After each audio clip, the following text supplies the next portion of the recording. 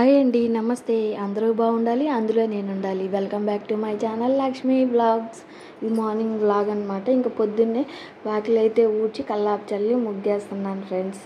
ఇంకా కార్తీక మాసం కాబట్టి ఇంక పొద్దున్నే 5ంటికే లెగిచి ముగ్గులు వేస్తాము. మామూలుగా అయినా 5:30కి లెగిస్తాములేండి. ఇప్పుడు కార్తీక మాసం అని ఒక అరగంట ముందు లెగుస్తాము. ఇదిగోండి, ఇంకా మా ఇంటి ముందు పెద్ద వేప చెట్టు ఉందన్నమాట. ఆకులు రాలుతూ ఉంటాయి. ఒక పక్క నేను ఊడుస్తూనే ఉంటాను, ఒక పక్క రాలుతూనే ఉంటాయి ఫ్రెండ్స్. మా ఇల్లు గల్లా ఎక్కడ ఊడవలేదు అనుకునేది అని నా భయం.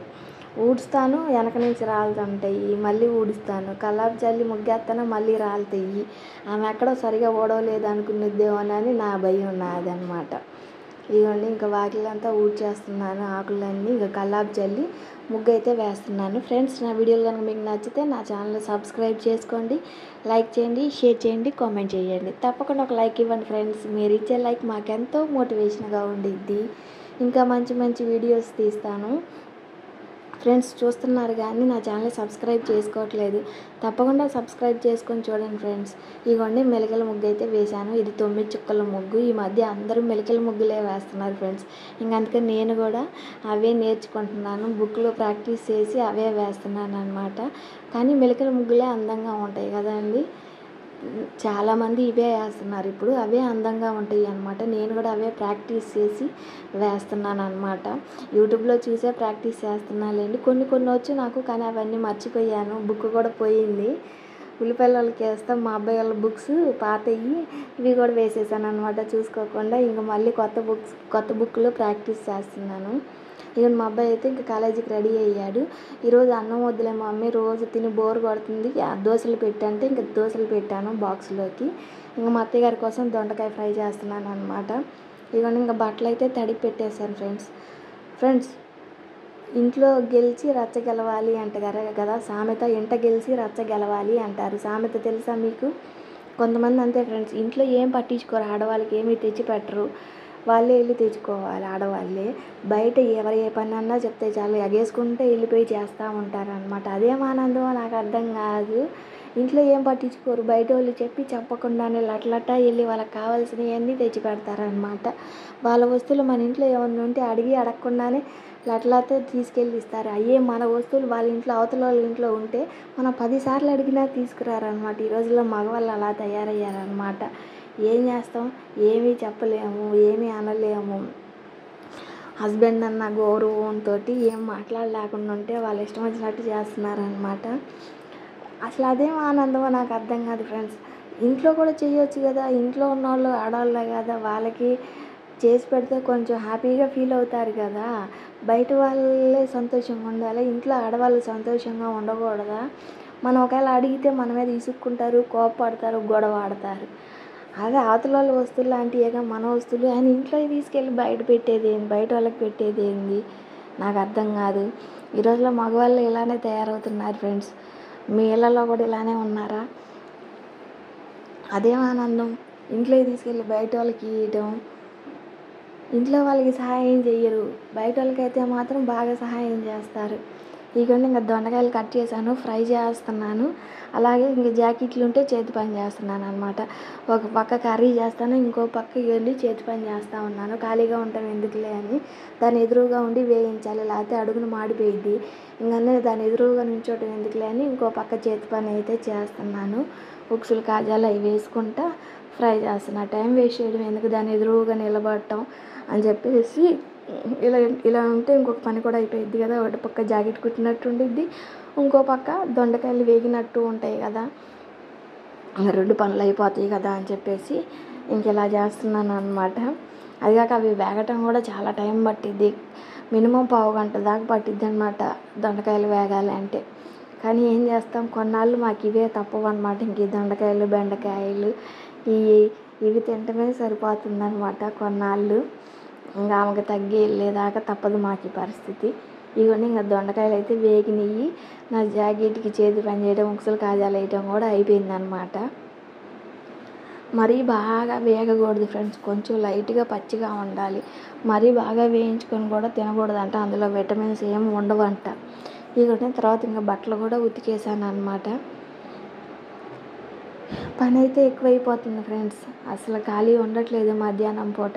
ఇదిగోండి ఇంకా మా పిల్లలు అడిగారని చెప్పేసి చింతపండు పులిహోర చేస్తున్నా, చాలా రోజులు అయిందని. ఒక 150 గ్రాములు చింతపండు తీసుకున్నాను.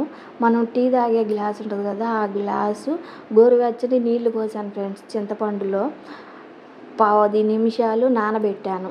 150 గ్రాముల చింతపండులో టీ గ్లాసు వేడి నీళ్లు పోసి 10 నిమిషాలు నానబెట్టాను.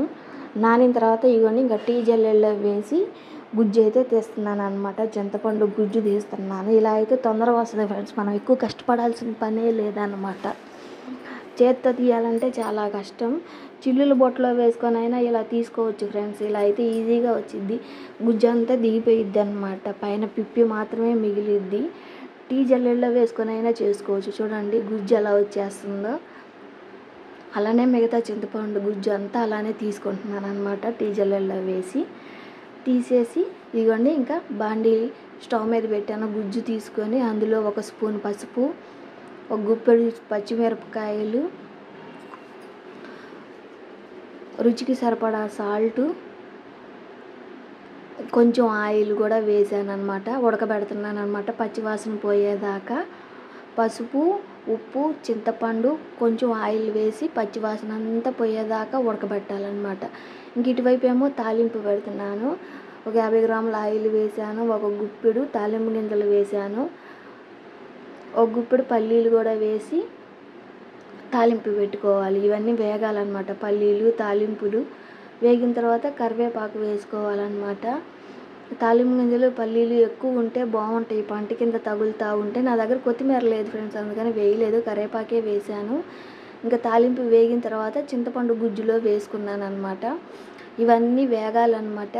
ఉడకాలి. చింతపండు గుజ్జులో ఉడికితే ఆయిల్ పైకి తేలిద్ది అనమాట, పచ్చివాసన అంతా పోయి. ఇంకా స్టవ్ ఆఫ్ చేసుకొని ఇవన్నీ అన్నంలో వేసుకొని కలుపుకోవటమేనమాట. చింతపండు పులిహోర ఇంతే ఫ్రెండ్స్. చాలా ఈజీ, అంత కష్టం ఏమీ ఉండదు. చాలామంది అమ్మో కష్టం, చింతపండు పులిహోర ఎలా చేయాలో మాకు రాదు అంటారు. ఫస్ట్లో పెళ్ళైన కొత్తలో నాకు కూడా తెలియక నీళ్ళగా చేశాను. తర్వాత నేర్చుకున్నాను అనమాట. ఇలా చిల్లుల దానిలో వేస్తే గుజ్జు మాత్రమే ఇది వచ్చింది. అదిగాక మనం చింతపండులో కూడా నీళ్ళు ఎక్కువ పోయకూడదు ఫ్రెండ్స్. కొంచెం పోసుకుంటే గుజ్జు బాగా వస్తుంది. ఎక్కువ నీళ్ళు పోస్తే నీళ్ళు ఎక్కువ వస్తాయి అన్నమాట. మనం పోసుకునే నీళ్ళని బట్టి వస్తుంది. కొంచెమే పోసుకోండి నీళ్ళు, గుజ్జు బాగా వస్తుంది.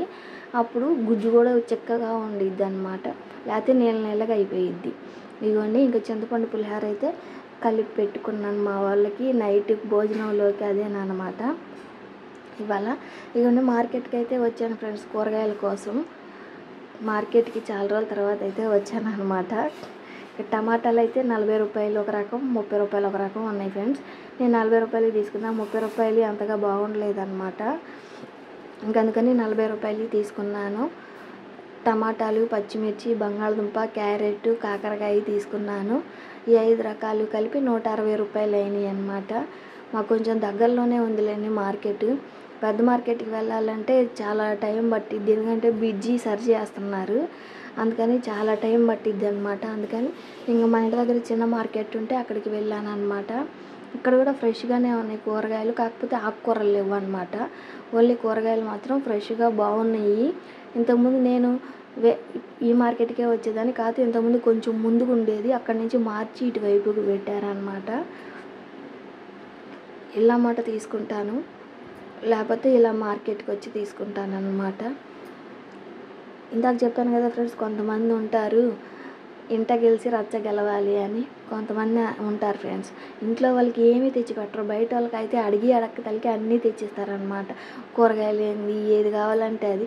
ఇంట్లో వాళ్ళు అడిగితే మాత్రం నాకు కుదరదులే నువ్వు వెళ్ళి తెచ్చుకో అంటారు. ఇక్కడేగా ఉంది, కూరగాయలు కూడా వెళ్ళి తెచ్చుకోలేవా, నేనే తేవాలా అని ఇంట్లో వాళ్ళ మీద ఇసుక్కుంటూ ఉంటారు అన్నమాట మగవాళ్ళు. మనమైనా వెళ్ళి తెచ్చుకోవచ్చులేండి, కానీ వాళ్ళు బండి మీద వెళ్ళి తెచ్చిస్తారు కదా, కొంచెం తొందరగా వస్తారని మనం అడుగుతాం నడిచి వెళ్ళలేక. ఇంతే ఫ్రెండ్స్ ఈరోజు వీడియో. బాయ్.